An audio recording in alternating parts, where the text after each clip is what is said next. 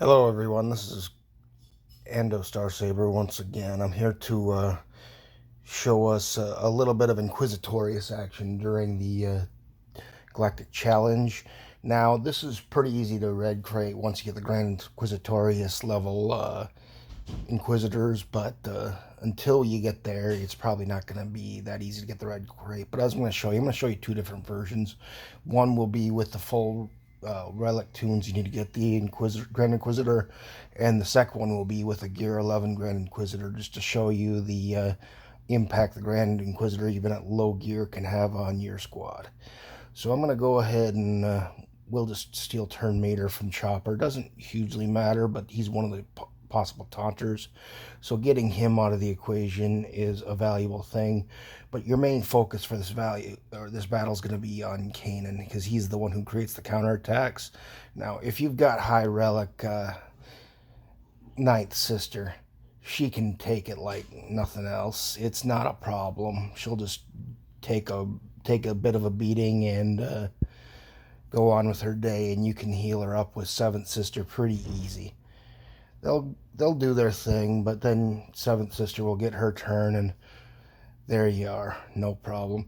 And all you do is keep working down Kanan Jarrus until he's down. This isn't a very difficult battle. You can take the healing immunity when you get the buzzsaw at full. And keeping in mind, oops, sorry about the inserts there, but Dark Pursuit is the global or the Inquisitorious buff that you get the whole time as well. So as you dispel the purges, it will give you a ability to do 100% true damage when it maxes out. So we're just going to go ahead, keep working the team. You can see we took down Kanan, very little trouble there. Now we'll just move on to Ezra. She can pass the revive on to him, but even if they do that, even if they taunt, this is not difficult enough once the counterattacks are gone to even warrant concern, because you can see that my Ninth Sister is more than ready to take the hits. And then all I do is just move around the battlefield and inflict purge and dispel purge. And eventually that Dark Pursuit's going to build up, and it'll take them out pretty quick. But you can still do that. And keep in mind here that as the fatigue builds up from the purges getting dispelled, that is in addition to Fifth Brother's ability, who I currently have, who when he dispels, he slows down the enemy even more. So these Phoenix are becoming slower and slower as this battle continues, and working through them is no sweat. Now we move on to Ezra here. We'll drop a purge on him, so he's pretty easy target from there, as you can see. Work our way over to Hera. Heal up Ninth Sister, not that we really need it, but just because. Keep stacking those purges, because once they dispel again, it'll be more fatigue for the team. In fact, we almost have the ability ready on both Hera and Zeb, but it really doesn't matter. This team is so dominant now that it's hard to actually fail here. I'll be honest. Now we went ahead and knocked him out with the stacks of fatigue up to 20. That's no problem. So now, almost done here. No sweat. This is the red crate, level 10 of the Galactic Challenge.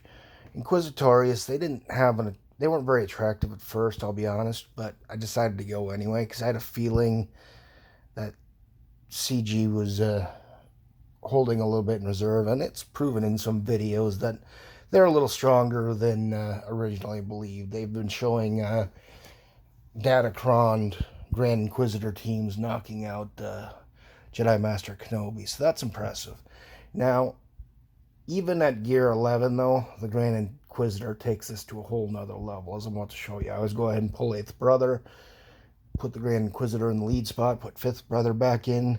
8th Brother is generally the one that'll probably sit the side seat. You won't get any stealth in this team, but as you'll see, Everything else, it's no problem, and you can pick up your stealth any number of ways. Bit Dynasty did a nice video on it. Now we got Hera with the most turn meter here. We'll go ahead and pull that off right now with Second Sister. Then we'll move back to Kanan as before. Once we see Grand Inquisitor go to work here, you'll notice it'll take things to a new level. So we'll go ahead and just keep working Kanan for now. Now we got the Grand Inquisitor up, ready to die. He's got 6 stacks here, so what it's going to do is it will throw a whole lot of buffs on both the Inquisitor and the Inquisitorious. So this is a team that doesn't have... I don't have any of the Omicrons and most of the Zetas on Grand Inquisitor. I only have as unique at this time. Now, you'll have the advantage that now Night Sister's pretty much going to be taunting nonstop. So you can pretty much go to work. And as you can see, now that I got the Grand Inquisitor in the picture, this is more or less a cakewalk. You can get rid of... You can do a Dispel with a second ability, and then it'll pretty much just burn through the team. Grand Inquisitor absolutely takes things to a new level when he's on your team, even at Gear 11. This is no sweat whatsoever. We'll just work our way through this team. You get so many speed boosts and so much else. This becomes an absolute slaughter, and you can just keep on stacking those purges up while you're at it. You can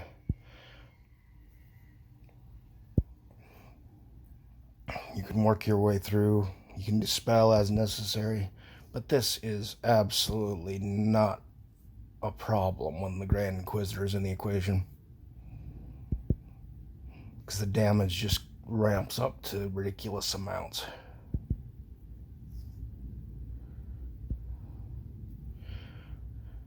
So that's pretty much it. I just wanted to show people that Grand Inquisitors are definitely...